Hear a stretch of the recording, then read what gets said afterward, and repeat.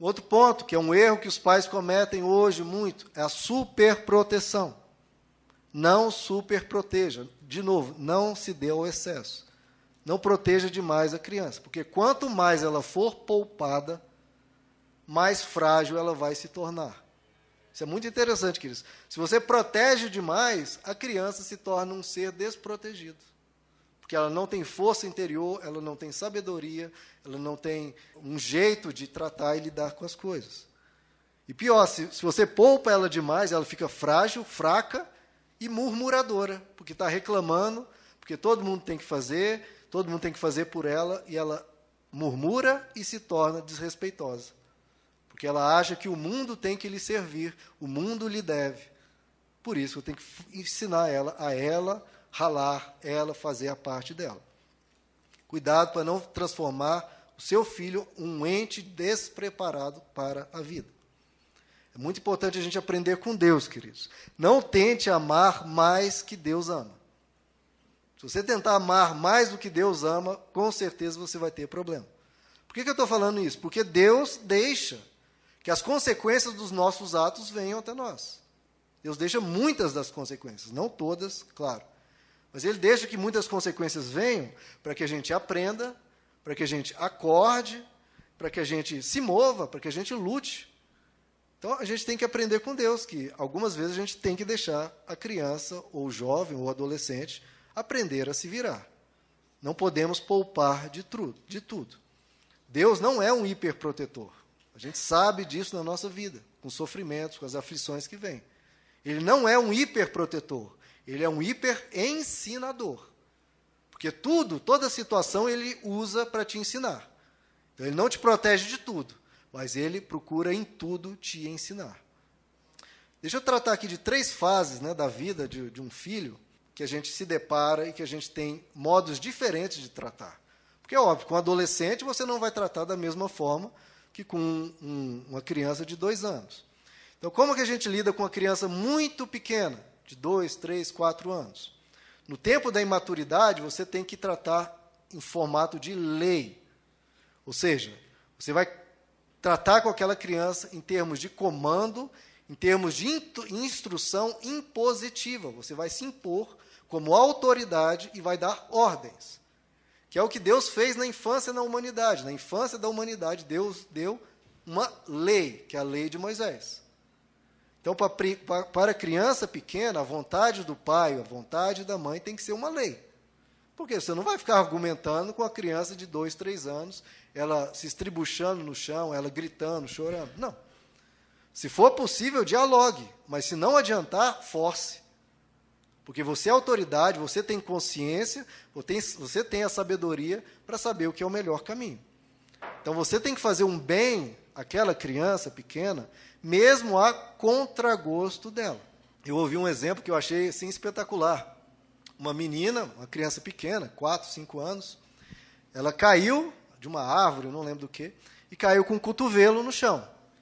E arrebentou o cotovelo todo aqui do bracinho dela, foram no ortopedista, isso na década de 60. Então, a ortopedia ainda estava engateando ainda.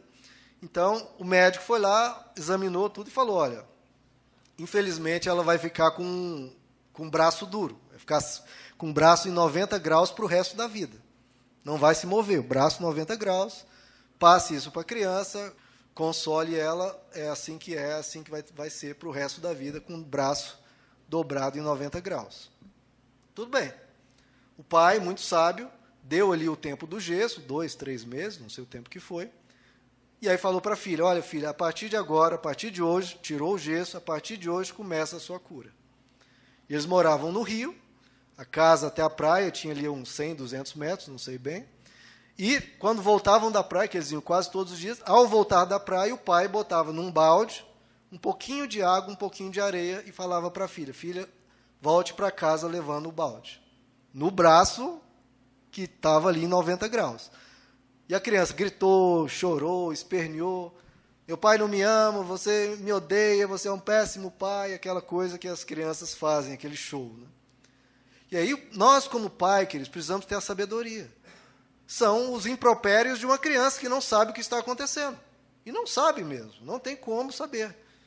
Eu já contei aqui algumas vezes, o Petros, quando a gente tirou a mamadeira dele, com 2 ou 3 anos, ele chorou assim e falou, meu Deus, meu pai me ama e por que ele está tirando o alimento que eu mais gosto?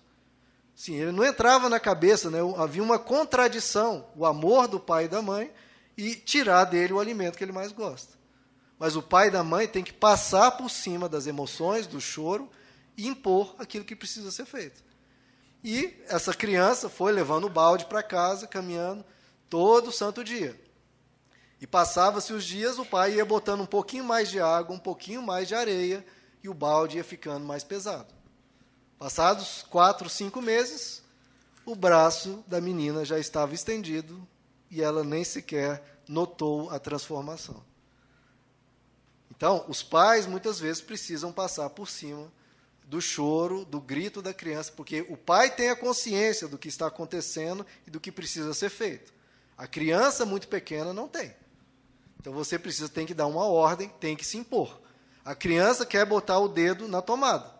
Não interessa o choro, não interessa o escarcéu que ela faça. Não, deixe. Assim como ela quer comprar determinada coisa, se não pode, o pai não pode, não, deixe. Tem que impor. É para o bem dela, então você tem que fazer.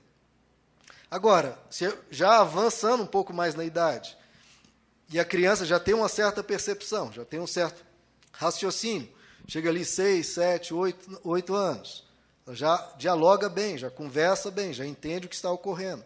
Aí você já tem que trabalhar um pouco mais diferente. Você falar simplesmente pode, não pode, sem ensinar o que está acontecendo, isso não é bom.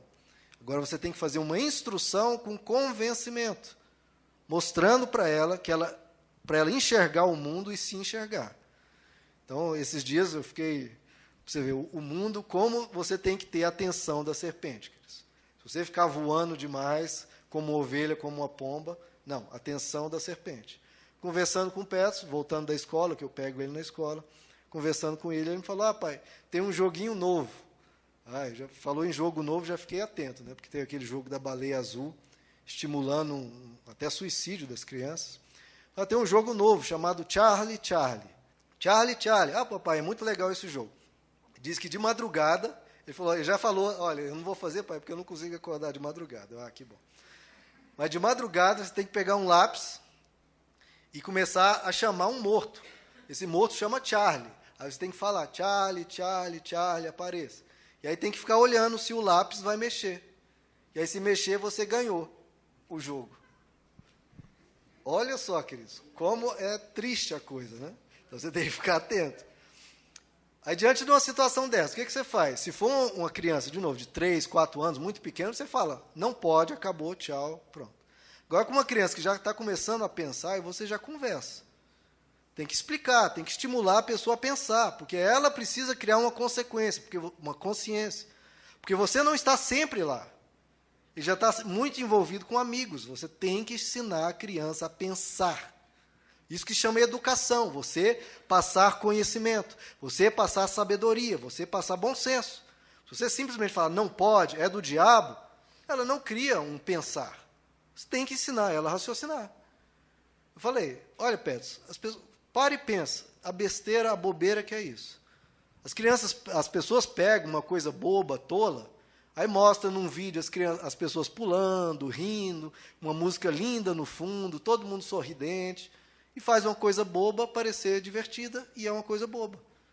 Vamos dançar ao redor de um palito. Aí põe todo mundo rindo, todo mundo gargalhando, uma música bonita, pessoas bonitas.